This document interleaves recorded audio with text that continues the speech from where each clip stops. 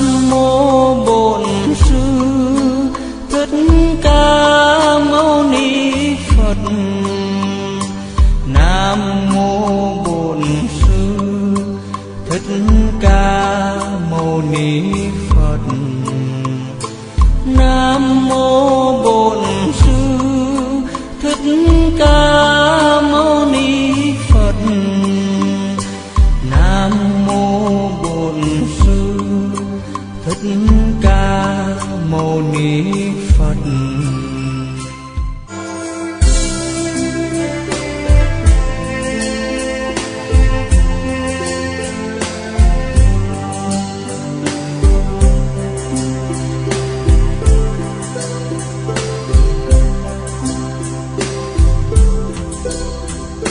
mô Bổn Sư Thích Ca Mâu Ni Phật.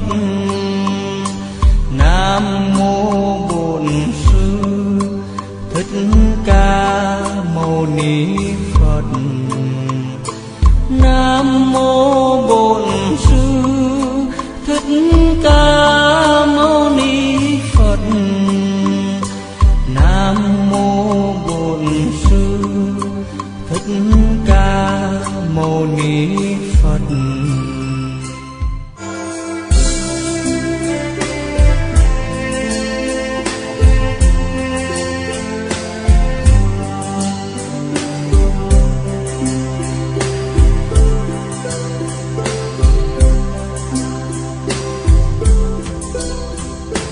Nam mô Bổn Sư Thích Ca Mâu Ni Phật.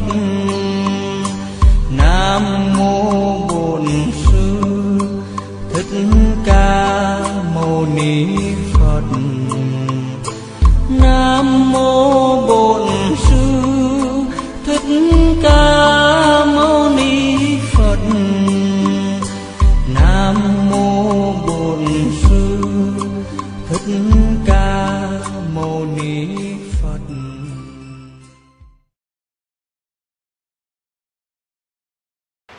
Tonight, I would like to give the Dhamma talk of Stipat Anapanasati Sutta. This Sutta comes from Uparipanasa Pali. Hôm nay là ngày 10 tháng 3 năm 2014 và bài pháp thoại tối nay có tên là Anapanasati. Đó là bài kinh nhập tức xuất tức quán, hay là bài kinh quán niệm hơi thở trong kinh Trung Bộ.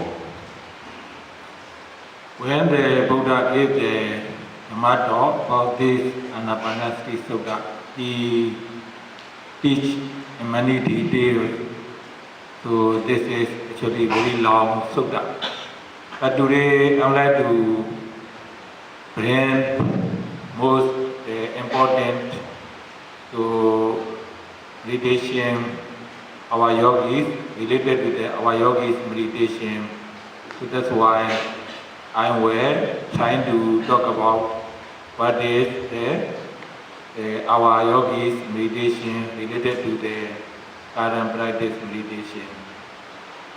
Bài kinh quán niệm hơi thở là một cái bài kinh rất là chi tiết. Đức Phật đề cập tới các cái vấn đề liên quan tới việc thực hành. Nhưng mà trong cái giới hạn của buổi tối thuyết pháp ngày hôm nay thì tôi nói cái phần trọng tâm liên quan tới việc thực hành của chúng ta. Cái phần mà được trích dẫn có liên quan một cách chặt chẽ tới việc chúng ta đang thực hành. So one time, when the Buddha was staying Kedawana Monastery in Saudi City, his three disciples, Sariputta, Moggallana, Kassapa, the others, very senior disciples, stay with the Buddha in the Kedawana Monastery in Saudi City. Một lần nọ là Đức Phật đang ngự lại tỳ viên tịnh xá ở thành Savatthi, và lúc này cùng với Đức Phật là có rất nhiều các vị trưởng lão khác cũng đang có mặt, đó là ngài Sariputta, ngài Moggallana, ngài Kaccana, ngài Anuruddha, vân vân. Rất nhiều các vị trưởng lão cũng đang có mặt lúc bấy giờ. So at that time, the Sariputta, Moggallana, Mahakasapa, so they take their duties. So Sariputta teach the 20 months for meditation or Sila, Samadhi, Panya, Siddha, Sikha, how to practice Sila, Samadhi, Panya. Moggallana also teach the 20, 30. Other senior men also teach. So in this way, so many newly men or newly young Samnira, so they gain a lot of benefits from the teaching of the Buddha's chief disciples. Thì lúc này là các cái vị đại đệ tử của Đức Phật như là ngài Sariputta, ngài Moggallana, ngài Mahakassapa là đang hướng dẫn cho các cái vị sư, các cái vị tân tỳ kheo cũng như là các cái vị sa di. Mỗi ngày người thì 10 vị, người thì 20 vị, người thì 30 vị, vân vân, cũng đang hướng dẫn cho các cái vị tỳ kheo đó thực hành theo tam học, giới, định tuệ do Đức Phật ngài đã hướng dẫn. So from this chief disciples teach him to summon attain to Arhanta, Anagam, Sakaragam, Sotavan. So all the monks stay in the Jetavana monastery. So they get a lot of benefits. And they have a very good Sila, Samadhi, Panya. The way they go eat very mindfully. So the Buddha at the praise or hail should be, my seva should be like this. All are really have the essential so behavior, so good looking, everyone is mindful. Và trong số các cái hội chúng do các cái vị trưởng lão, những đại đệ tử của Đức Phật hướng dẫn thì có các ngài đã đạt tới quả vị A-la-hán, có các ngài đạt tới quả vị A-na-hàm, có các ngài đạt tới quả vị Tư Đà Hàm và một số vị khác thì đạt tới quả vị Tu Đà Hoàn. Và toàn bộ các cái hội chúng này luôn luôn có một cái sự thanh tịnh và trang nghiêm. Và khi thấy một cái hội chúng như vậy thì Đức Phật cũng khuyến khích tất cả mọi người cần phải thực hành theo cái cách như vậy để có thể giúp đạt được kết quả tốt đẹp. So then the Buddha said, so if you have this kind of benefit, and you have the Supripano, Nyayapripano, Samrisupripano, so who support the Buddha sadhana, also they will gain a lot of benefits from the Sangha supporting. Và khi mà các vị đã đạt tới các cái quả vị cao như vậy thì một điều ở đây đó là cái phước điền của thế gian, những người hộ độ cho giáo pháp, những người cúng dường cho tăng già luôn luôn có được các cái lợi ích từ việc cúng dường, và các ngài cũng luôn luôn đáp ứng với các cái nhu cầu và thực hành một cách miên mật để cho những cái sự lợi ích của thế chủ đạt được sự thù thắng nhất. Then the Buddha started teaching the Satipatthana. Anapanasati bhikkhave bhavita bhulikata mahala hoti manisansa bhikkhu. So if you practice the mindfulness, if you observe so over and over, then you gain the mahala, great benefits, manisansa. You see the great benefits. Ở đây Đức Phật đã nói rằng nếu như nhập tức xuất tức quán hay là quán niệm hơi thở được thực hành một cách miên mật sẽ dẫn tới những kết quả thù thắng. Anapanasati bhikkhave bhavita bhulikata sattara tripathane pripurinti. If you observe the primary object repeatedly, then you also practice the four foundation of mindfulness.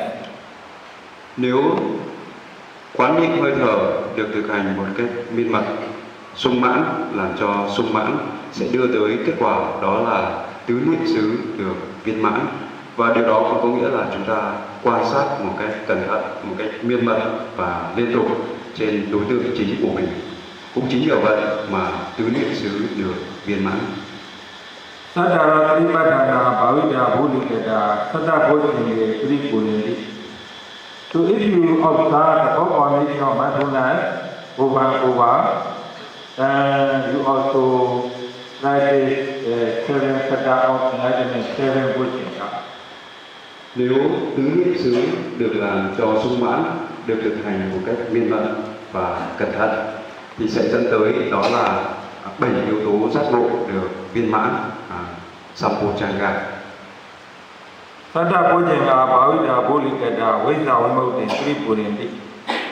So if you practice the seven Bhojana, the seven Saddha of enlightenment, so then you also automatically practice that to reach the Nibbana. Và tiếp theo, nếu 7 yếu tố giác ngộ Sampojanya được làm cho sung mãn, sẽ dẫn tới đó là minh giải thoát, Vicca Vimukti được viên mãn. So basically, the Buddha trying to teach here, so to gain the benefits of practicing, the yogi man need to practice primary object. So when the Buddha teach primary object, Anapana. But when we teach the primary object, rising falling, so Anapana are rising falling, only the different location, but the same benefit. Như vậy thì Đức Phật ở đây đã dạy cho chúng ta cách thực hành liên quan tới một cái đối tượng chính, và đối tượng mà Đức Phật chỉ ra ở đây đó chính là hơi thở. Còn trong sự thực hành của chúng ta, đối tượng chính là phồng xẹp. Thực chất là nó có chung một đặc tính, đó là đặc tính của hơi thở. Chỉ có điều là khác nhau ở vị trí mà thôi. Đối với Anapana, cái vị trí ở phía mũi, còn đối với phồng xẹp, chúng ta quan sát là khu vực chuyển động của phồng.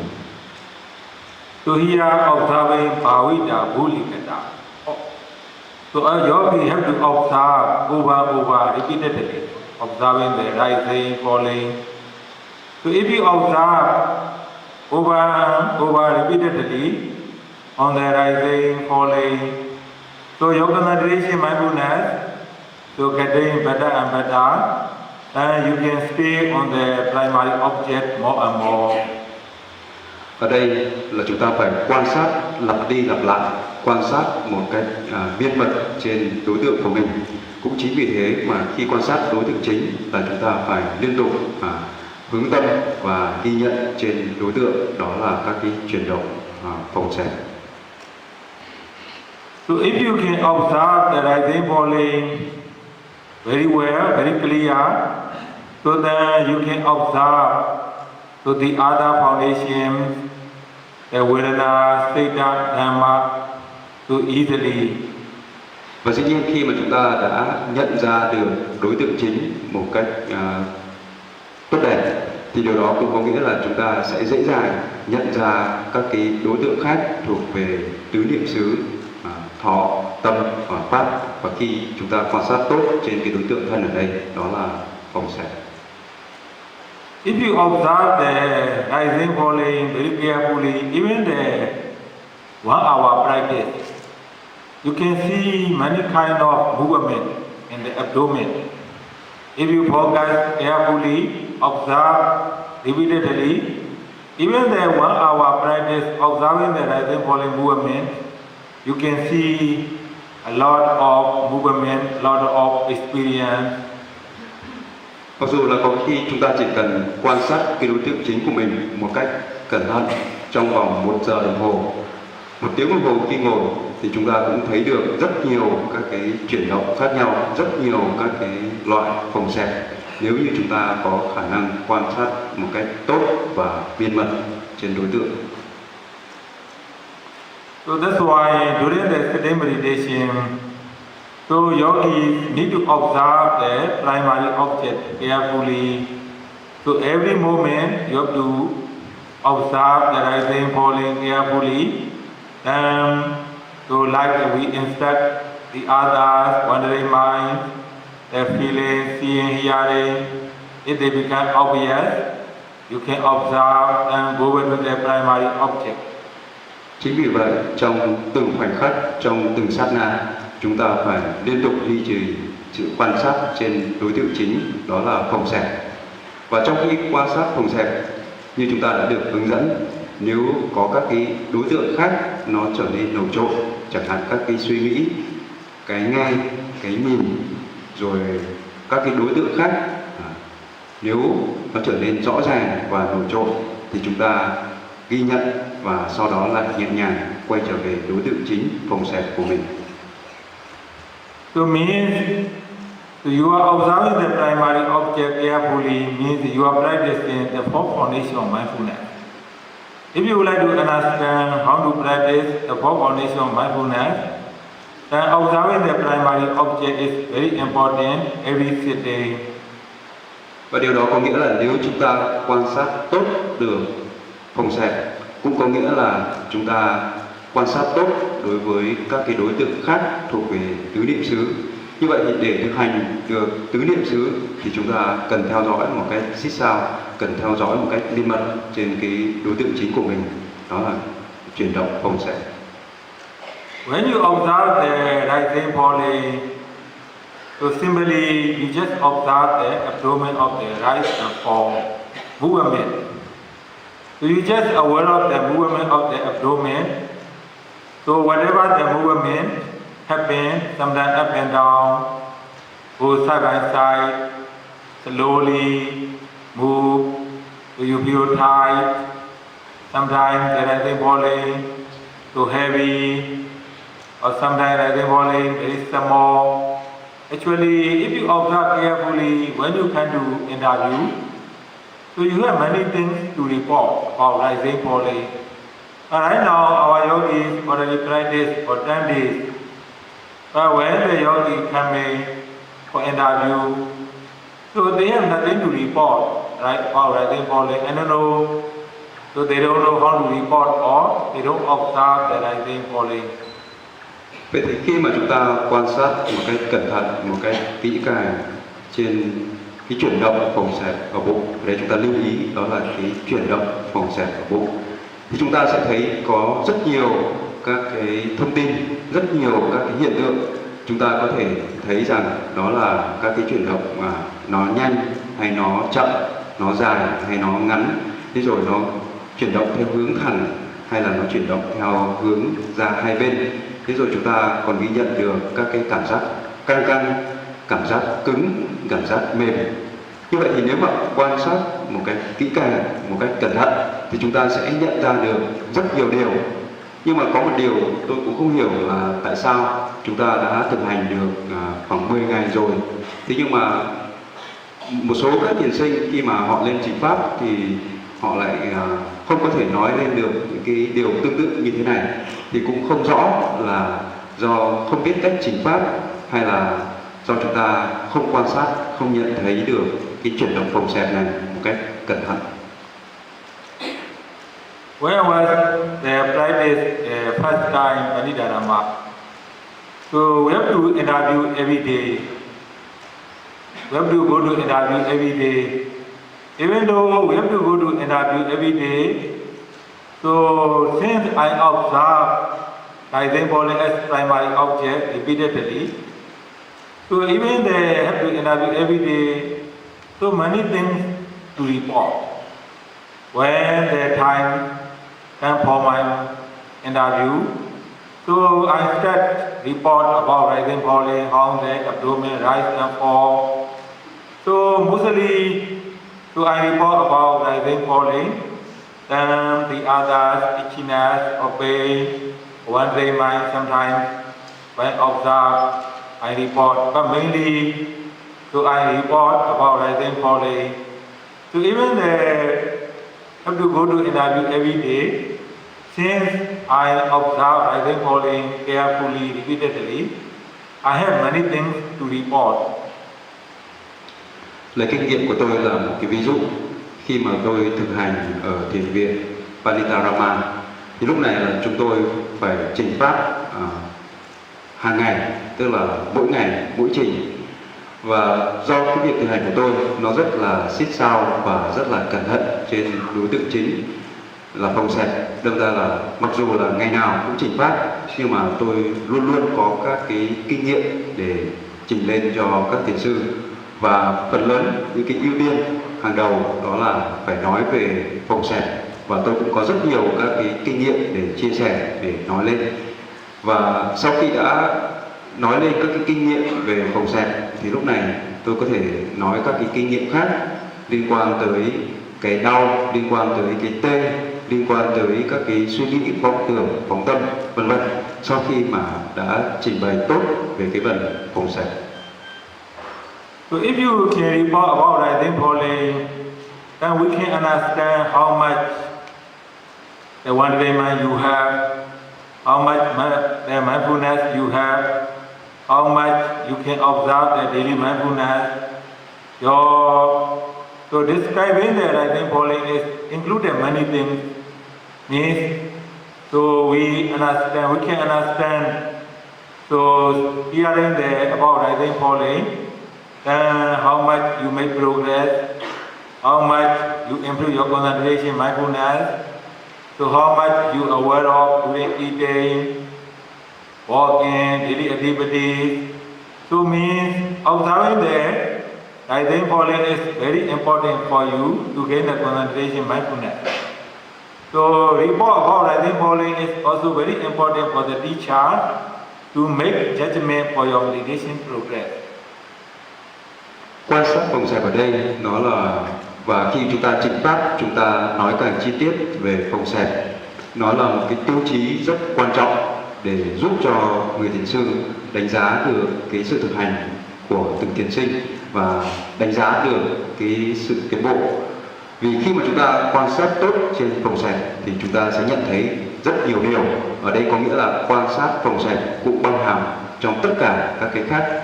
Chúng ta có thể nhận ra rằng là chúng ta có các cái vọng tưởng phóng tâm nhiều hay ít, mức độ chánh niệm của chúng ta như thế nào, liệu chúng ta có nhận ra được các cái đối tượng khác một cách kịp thời hay không, và những cái điều gì đang xảy ra trong cái quá trình chúng ta ghi nhận phong sạch là chúng ta có ghi nhận, nắm bắt được kịp thời hay không. Và cũng không chỉ vậy, với cái việc quan sát về phong sạch giúp cho định và chánh niệm được tăng trưởng và giúp cho chúng ta quan sát một cách tốt đẹp trong các cái sinh hoạt hàng ngày, khi mà chúng ta đi kinh hành, khi mà chúng ta đi ăn và trong tất cả các sinh hoạt khác. Chính vì vậy, đối với việc quan sát phong sạch ở đây đóng một cái vai trò rất quan trọng để giúp cho người thiền sư có thể đánh giá sự tiến bộ của từng thiền sinh. Some yogi, when they come to report, so when the time comes for their report time, they start report, I had a lot of wandering mind, I had a lot of pain, I have a lot of sleepy. So actually, yogi need to understand, when you can do report, so even that you can observe rising falling 5 minutes. Within 5 minutes, what do you see? The movement you have to report. How the rising falling move. So whatever you remember, you have to report rising falling movement. So then you can report about wandering mind, thinking mind, pain, sleepy. Nhưng mà có rất nhiều thiền sinh thì mới đầu vào trình pháp thì họ lại phàn nàn về cái đau, hay là phàn nàn là có nhiều các cái vọng tưởng, phóng tâm suy nghĩ quá, hay là có các cái tê, cái ngứa, cái mỏi, tức là những cái phụ không phải là cái chính. Cái điều mà chúng ta cần ưu tiên, điều trước hết mà chúng ta cần phải nói ở đây, nó là phong sạch. Mặc dù là có thể chúng ta chỉ quan sát trong vòng 5 phút thôi, nhưng mà 5 phút cũng đủ để chúng ta nói lên rất nhiều điều nếu như mà chúng ta có một sự quan sát một cách cẩn thận và kỹ càng. Và chỉ sau khi mà chúng ta nói lên các cái kinh nghiệm liên quan tới phong sạch như thế này thì chúng ta hãy đề cập tiếp sang các cái kinh nghiệm khác, chẳng hạn như là các cái suy nghĩ vọng tưởng, phóng tâm, cái đau, cái ngứa, vân vân. Even when you would like to report about wandering mind, pain, itchy, sleepy, you cannot say, I have a lot of wandering mind, pain, itchy, sleepy. After I observe rising falling several times, I see the wandering mind. So then I observe the wandering mind, but the wandering mind sometimes stop. Immediately sometimes doesn't stop. Or sometimes even I am the wandering mind, but I didn't realize I am the wandering mind. When I realize I'm already thinking, so when I note, so the thinking still going on or stop. So me, you have to describe. When you see the wandering mind, thinking mind, you start seeing in the beginning or when you are already thinking, or sometimes even you are already thinking, you realize later. So when you know, and sometimes stop very quickly, sometimes take time. So means you describe like falling, or you have to describe about your wandering mind, thinking mind. How do you know?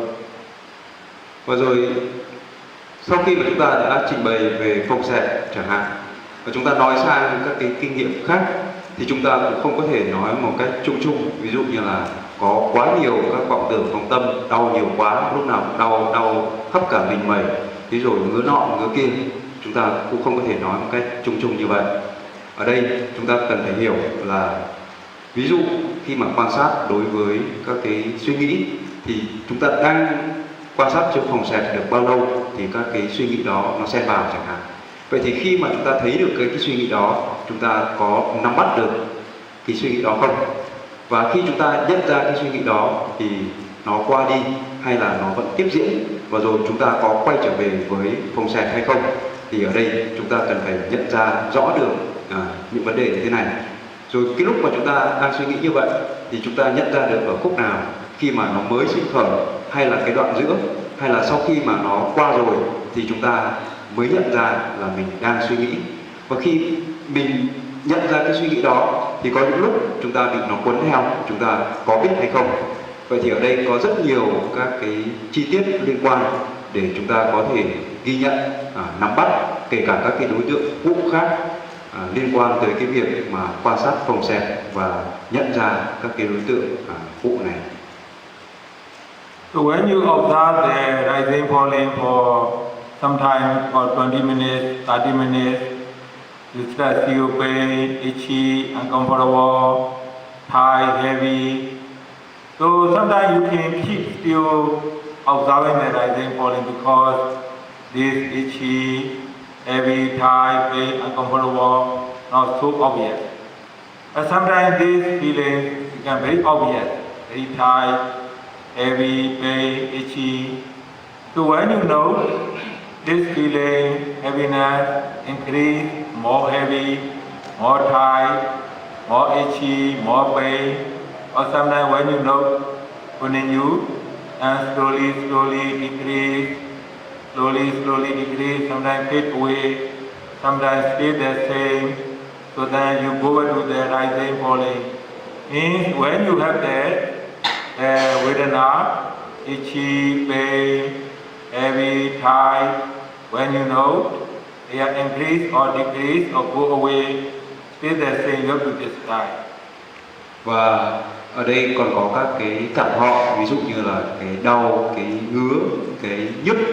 Thì khi mà chúng ta gặp phải các cái hiện tượng như thế này thì chúng ta cũng cần phải ghi nhận xem là cái diễn tiến của nó ra sao. Khi mà chúng ta thấy nó sinh khởi như vậy, nếu mà các cái hiện tượng này không có quá ảnh hưởng tới cái việc quan sát phòng xẹp thì chúng ta vẫn cứ tiếp tục duy trì cái sự quan sát của mình trên đối tượng chính. Và nếu các cái đối tượng này nó trở nên nổi trội và nó chi phối vào cái việc quan sát thì lúc này chúng ta hãy ghi nhận các cái đối tượng đó. Và khi ghi nhận các cái đối tượng như vậy thì chúng ta cũng cần phải nhận ra xem cái diễn tiến của nó như thế nào. Ghi nhận được thì là nó giảm đi, hay là nó tăng lên, hay là nó vẫn vậy. Và sau khi ghi nhận các cái đối tượng này thì chúng ta tiếp tục quay trở về cái đối tượng chính của mình, mặc dù là nó có thể vẫn diễn tiến, mặc dù nó có thể giảm đi một chút hoặc là nó tăng lên, nhưng mà điều đó có nghĩa là chúng ta vẫn bám sát được trên đối tượng chính của mình, khi các cái đối tượng khác, đặc biệt là các cái cảm thọ nó trở nên nổi trội. Buddha image, or sometimes you see the other people's image, or forest, hearing, smelling, tasting, touching. Also, it is become obvious, and you know, when you know, the image stays the same, or slowly fade away, hearing stays the same, slowly fade away. So when you know, then the object become fade away or stay the same. So you go back to the rising, falling. So you have to describe.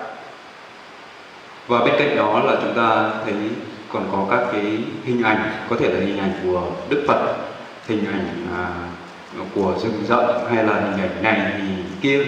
Và rồi chúng ta còn có cảm giác như là mình ngửi thấy mùi, chúng ta nghe thấy các cái âm thanh, và chúng ta cảm nhận được các cái sự xúc chạm, rồi ghi nhận được các cái vị, vân vân, trong khi mà chúng ta ngồi thiền.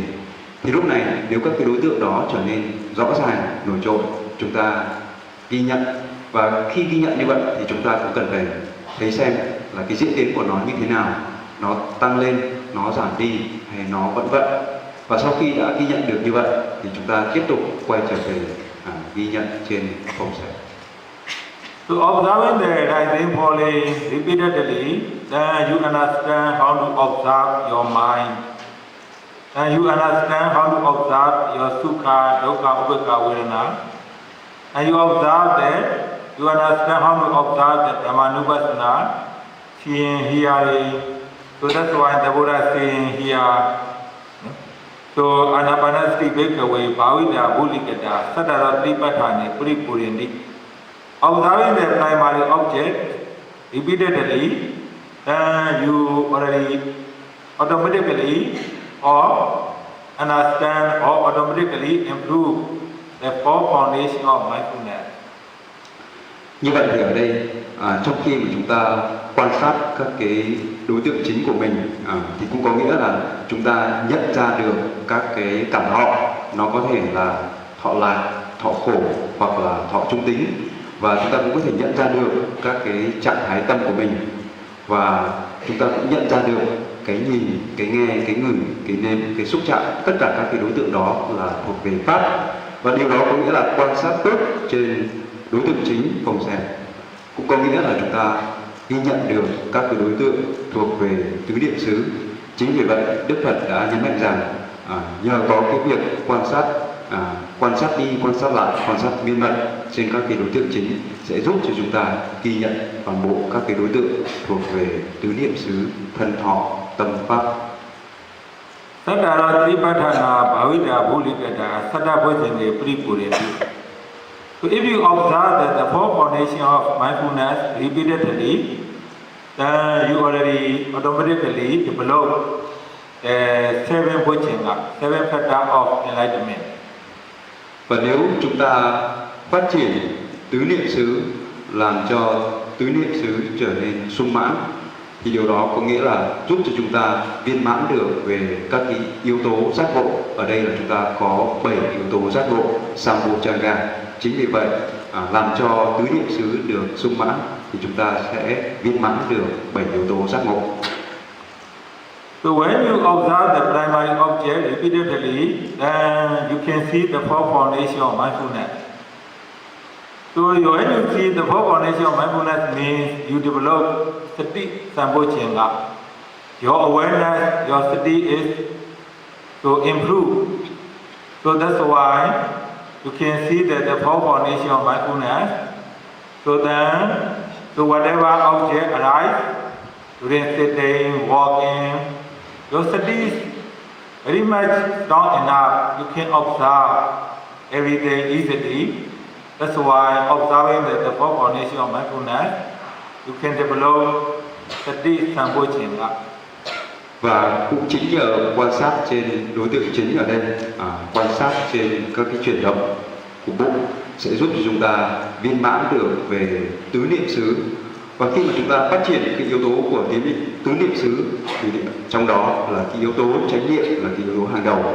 Và cũng chính nhờ vậy sung mãn, làm sung mãn được tứ niệm xứ sẽ giúp chúng ta phát triển được về Sati Sambojjhanga, tức là yếu tố chánh niệm ở trong thất bồ đề phần hay là 7 yếu tố giác ngộ. So when you have the Sati Sambojjhanga, you see the Nama Rupa very clearly. Everything you see the Nam, this is the Nama Rupa. Even though you observe high, heavy, so you can overcome easily. Even though you observe the mind, seeing, hearing, so everything you observe, and you see they are dissolved. So they will not stay permanently. Everything, the Nama Rupa changing. So from the Sati Sambojjhanga, then you develop the Dhamma Visaya Sambojjhanga. You see the Dhamma clearly. Và nhờ có Sati Sambojjhanga, nhờ có yếu tố chánh niệm trong 7 yếu tố giác ngộ, thất bồ đề phần sẽ giúp chúng ta ghi nhận được các cái tiến trình danh sắc. Và khi mà chúng ta ghi nhận được các cái tiến trình danh sắc thì chúng ta sẽ thấy bản chất của nó là luôn luôn thay đổi, bản chất của nó là luôn luôn vô thường. Và cũng chính nhờ cái sự quan sát như thế này sẽ giúp chúng ta nhận ra được bản chất của các cái đối tượng đó, và điều đó cũng có nghĩa là chúng ta đã viên mãn được về yếu tố Dhamma Vichaya, tức là yếu tố trạch pháp giác chi trong thất bồ đề phần. So when you develop the Dhamma Visaya, then your Viriya already developed. So you can get up easily in the morning. So sitting 1 hour. So you don't need to try to stretch your body. The body stretch up automatically. So you don't need to observe, walking, to focus a lot. Because your Viriya is already enough. So sitting, so walking, every moment, eating. So you can observe easily without tiredness. So Viriya is already strong. So that's why even you practice 2 months, 3 months, should not be tired, should not be lazy, boring. So Viriya is always active, observing. And we call, you have there also Viriya Sambojjhanga. Và khi chúng ta làm cho viên mãn được Dhamma Vichaya hay là trạch pháp giác chi, thì lúc này sẽ giúp cho chúng ta làm cho tinh tấn giác chi được sung mãn. Và khi tinh tấn giác chi có mặt thì điều đó có nghĩa là tất cả mọi việc sẽ được ghi nhận một cách tự động. Chúng ta không cần phải có một cái sự công phu quá mức, chúng ta không cần phải có một sự nỗ lực quá cố gắng. Chúng ta sẽ dậy rất sớm một cách không có khó khăn. Và mặc dù chúng ta có thể tham gia các cái khóa tu, các cái thời khóa rất là miên mật, nhưng mà chúng ta luôn luôn đầy ắp năng lượng, chúng ta không có cảm thấy có một cái sự mệt mỏi. Tất cả điều đó chứng tỏ là yếu tố về tinh tấn đã được viên mãn, có nghĩa là trạch pháp giác chi có mặt. So when you have the Viriya, xin lỗi, là tinh tấn có mặt trong thất bồ đề phần. When you have the Viriya Sambojjhanga, so then so you free from the Nivarana or the Kilesa. So then even though you are practicing in the Dhamma hall, you feel piti, we call Dhamma piti. Your mind clear, happy with the Dhamma, so you gain the piti Sambojjhanga. Và khi các yếu tố này có mặt thì sẽ giúp chúng ta ngăn ngừa được các cái trình cái Nivarana. Và khi các cái trình cái này được ngăn ngừa, có nghĩa là hỷ được sanh khởi, và có nghĩa là hỷ giác chi có mặt. So then, so you practice continue, you free from the Nivarana. Then both the body and mind very peaceful. Very peaceful, even though so before you have a lot of worriness, you cannot sleep, so you have a lot of pain in the body. But when you reach this level, so all the pains, all the discomfort, physical, mental problem go away. So you practice 1 hour, 2 hours, So very peaceful, both the body and mind. You have never seen those kind of peacefulness. This is not look like peaceful. You are staying in the air conditioned room, other place. This is really peaceful. You see both body and mind. Because you develop capacity Sampochina. Và tương tự như vậy, khi mà chúng ta tiếp tục duy trì cái sự thực hành của mình thì chúng ta sẽ có một cái trạng thái tất cả thân tâm của chúng ta nó trở nên nhẹ nhàng, rất là thoải mái, và chúng ta ghi nhận các cái đối tượng không có quá khó khăn, một cảm giác hỷ lạc tràn ngập thân tâm. Và tất cả các cái trước đây chúng ta có các cảm giác đau đớn, cảm giác khổ sở, thì lúc này nó không còn có mặt nữa. Và nếu nó có sinh khởi thì chúng ta ghi nhận chúng cũng thoáng qua đi một cách nhanh chóng. Và cái điều đó cũng tạo ra chúng ta một cái cảm giác rất là khác biệt. Kể cả khi mà chúng ta ngồi trong một cái phòng có điều hòa, nó cũng không có tạo ra chúng ta có một cái cảm giác nhẹ nhàng, khinh an như vậy. Và ở cái trạng thái này người ta gọi đó là khinh an giác chi. So when you in the Pasadi Sambochenga, then your concentration getting better. So whatever you want to concentrate, you can concentrate sitting, walking, so you can go to the object easily. Your nervous mind go to the object easily, concentrate easily. So even though before, so you have a lot of wandering mind, thinking mind, you don't know how to observe. But when you reach this level, whatever you want to concentrate, your mind goes to the object. So means that you gain the concentration for samadhi sambochenga. Và khi đã đạt tới cái giai đoạn hay là cái trạng thái như thế này thì chúng ta dễ dàng nắm bắt, ghi nhận trên cái đối tượng. Cho dù bất kỳ cái đối tượng nào mà chúng ta muốn ghi nhận và quan sát thì tâm luôn luôn có thể nắm bắt và giữ chặt cái đối tượng đó, không có quá khó khăn.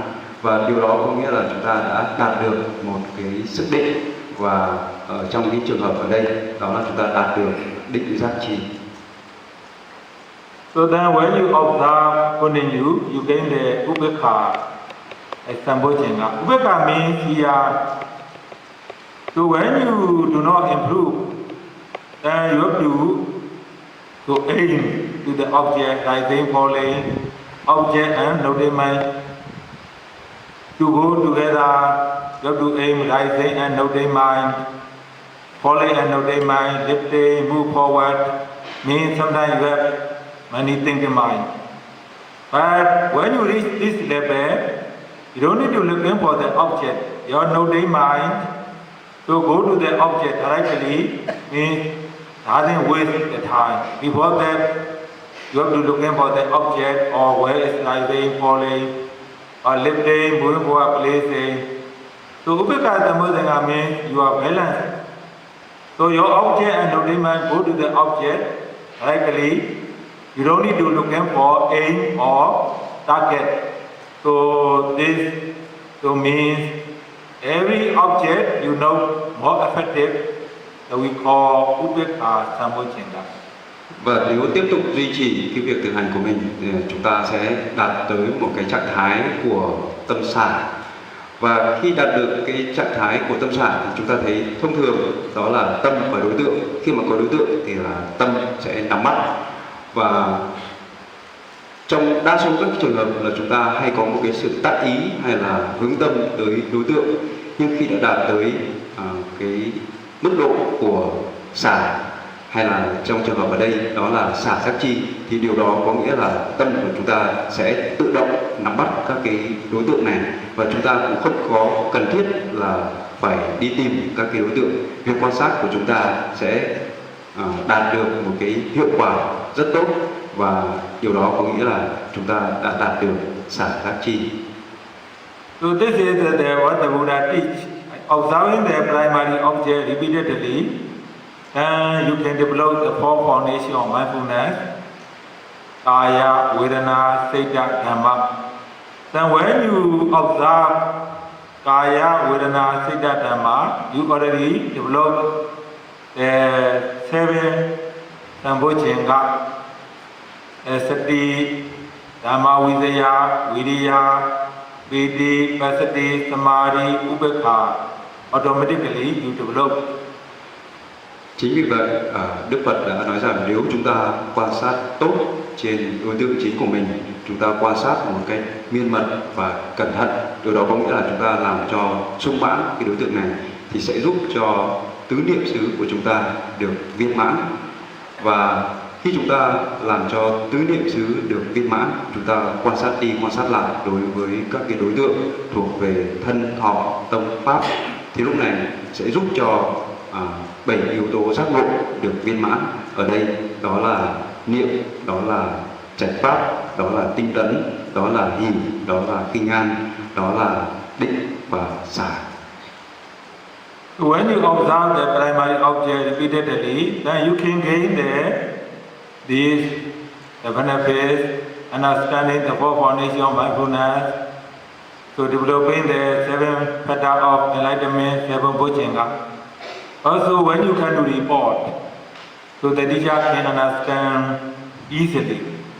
So when you observe, so also your report will be more meaningful. Even though you spend about 3 minutes, so you describe how you see the rising falling movement, and you describe how you observe other foundations, what do you see.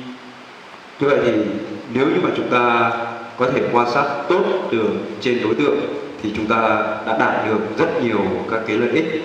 Vậy thì cái lợi ích ở đây đó là chúng ta làm cho tứ niệm xứ trở nên viên mãn, và điều đó có nghĩa là chúng ta đạt được các cái yếu tố thuộc về 7 yếu tố giác ngộ. Và không chỉ vậy, cũng chính nhờ cái sự quan sát tốt trên các cái đối tượng này sẽ giúp cho chúng ta khi trình pháp sẽ nói rõ được hơn về kinh nghiệm của mình. Mặc dù có thể chúng ta quan sát trên đối tượng trong một cái khoảng thời gian không quá dài, và cái thời lượng chúng ta trình pháp cũng không quá dài, nhưng cũng thông qua cái việc trình pháp của mình và nói kỹ càng về phòng xẹp hay là đối tượng chính cũng sẽ giúp cho người thiền sư nắm bắt được cái sự thực hành của từng thiền sinh, nắm bắt được cái sự tiến bộ của mỗi người. So today we interview the yogis in the morning, about 25 yogis. In the afternoon, we interviewed about 25 yogis. Among these yogis, so about 10 yogis can describe about rising falling. The other 40 yogis, so we have to ask more. Rising falling, how do you see? Or rising falling, you see tight or heavy? Or rising falling, the same thing when you observe, you see the difference. Because the way they describe not enough to understand what they observe. So means today we interviewed about 50 yogis.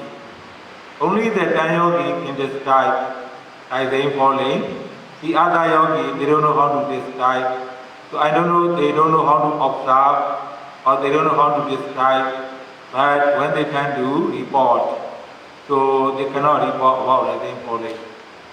Như vậy thì ví dụ như là trong ngày hôm nay thì là buổi sáng chúng tôi có 25 thiền sinh lên trình pháp, và buổi chiều cũng có cái khoảng số lượng tương tự như vậy. Thì trong khoảng 50 người lên trình pháp như thế này thì chỉ có khoảng 10 người là biết cách trình pháp, nói một cách rất tốt về kinh nghiệm của mình. Còn phần còn lại thì đa số cũng chưa biết cái cách để nói về các cái kinh nghiệm. Thế rồi chúng tôi cũng lại phải hỏi là vậy thì thấy cái phòng xẹp nó như thế nào, thậm chí là phải bấm tới cái mức là vậy thì thấy phòng xẹp nó nặng hay là nó nhẹ, thế rồi chuyển động của nó ra sao.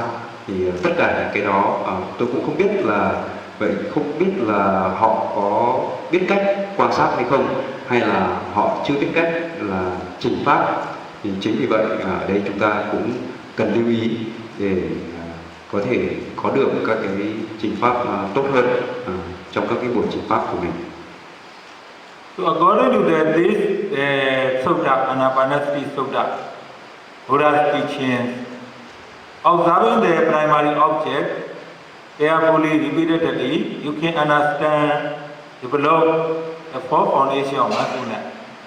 So you can develop the seven bojjhanga, seven factors of enlightenment. So when our yogi do not understand how to observe rising falling, or the yogi do not observe rising falling, so then if you do not understand how to observe rising falling, if you do not understand how to observe primary object, so means how can you develop the fourth foundation of mindfulness? How can you develop the seven factors of enlightenment if you do not understand primary object, how to observe? Như vậy thì cũng thông qua bài kinh này chúng ta thấy rằng là quan sát một cách viên mật và cẩn thận trên đối tượng chính sẽ giúp cho chúng ta viên mãn được về tứ niệm xứ, sẽ giúp chúng ta viên mãn được về 7 yếu tố giác ngộ. Vậy thì nếu mà một cái người thiền sinh mà không biết cách quan sát trên đối tượng chính của mình, không biết cách ghi nhận và quan sát ra làm sao, thì cũng không thể nào mà chúng ta viên mãn, chúng ta đạt được các cái thành tựu liên quan tới tứ niệm xứ cũng như là 7 yếu tố giác ngộ. So that's why you are coming here to learn Satipatthana. So Satipatthana, the fourth foundation of mindfulness. So that's why in order to understand the fourth foundation of mindfulness, so every moment, every sitting meditation, observing the primary object is very, very important. Focusing, observing, carefully, repeatedly. So then, so you will develop the other four foundation of mindfulness. Mục đích của các người thiền sinh chúng ta tới đây là để học và thực hành, để giúp chúng ta hiểu được về tứ niệm xứ. Và điều đó có nghĩa là chúng ta cần phải biết cách làm sao quan sát một cách kỹ càng, một cách cẩn thận, một cách miên mật trên đối tượng chính của mình, và đó chính là chuyển động phòng xẹp vào bụng. Và cũng chính nhờ cái việc mà quan sát tốt trên đối tượng chính này sẽ giúp cho người thiền sinh hiểu một cách rõ hơn về tứ niệm xứ. So if you cannot develop the four foundation of mindfulness, so then you will be very far from the seven factors of enlightenment. So Sati, Sambojjhanga, Dhammavicaya, Sammosenga, Viriya, Piti, Passaddhi, Samadhi. So means your Viriya will not be developed, your Sati will not be developed, so your Dhammavicaya will not be developed. So you will not see the Dhamma Piti, Dhamma peaceful, so you will not see the concentration, so you will not see the Bojjhanga. That's why to see the Dhamma Piti, to see the Dhamma Passaddhi, to peaceful, to see the concentration, Viriya, to see the Dhamma Vicaya, mindfulness. So our yogi really need to observe primary object carefully, repeatedly, every day, every hour. Như vậy thì nếu không làm cho tứ niệm xứ trở nên sung mãn và vững mạnh thì chúng ta còn rất xa với các cái yếu tố giác ngộ. Ở đây đó là bao gồm các yếu tố của chánh niệm, của trạch pháp giác chi, tinh tấn, hỷ, khinh an, định và giải. Vậy thì để có thể thành tựu được các cái yếu tố giác ngộ như thế này, một điều bắt buộc là chúng ta cần phải quan sát một cách kỹ càng, một cách cẩn thận trên đối tượng của mình, không phải chỉ trong lúc ngồi mà trong khi đi kinh hành và trong tất cả các cái hoạt động khác. Chính nhờ vậy chúng ta sẽ viên mãn được về tứ niệm xứ, và cũng nhờ cái sự viên mãn về tứ niệm xứ sẽ giúp chúng ta phát triển được các yếu tố thuộc về 7 yếu tố giác ngộ.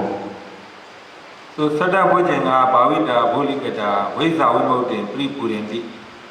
So when you can develop the seven Bojjhanga, so observe repeatedly this Piti, Passaddhi, so Viriya, and when you so improve more and more well balance, finally to reach the Nibbana.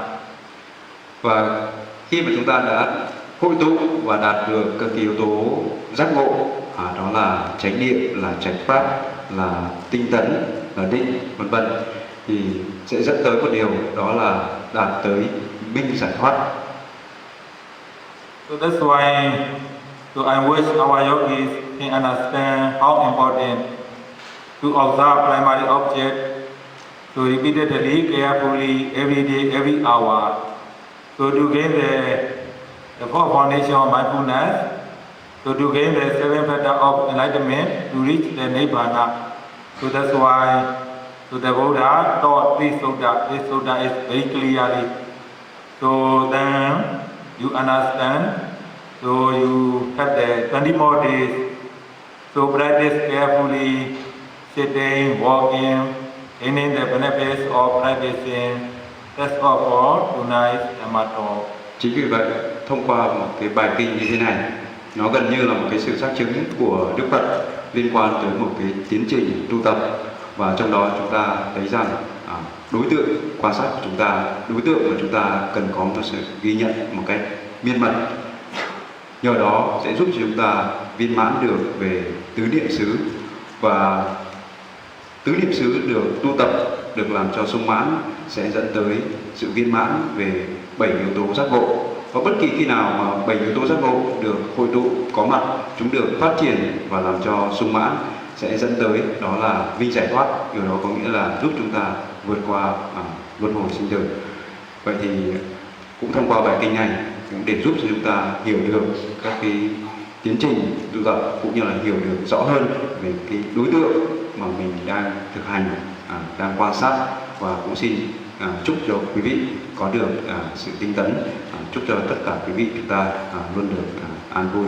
Từ đây tôi xin kết thúc bài pháp thoại của mình. Sa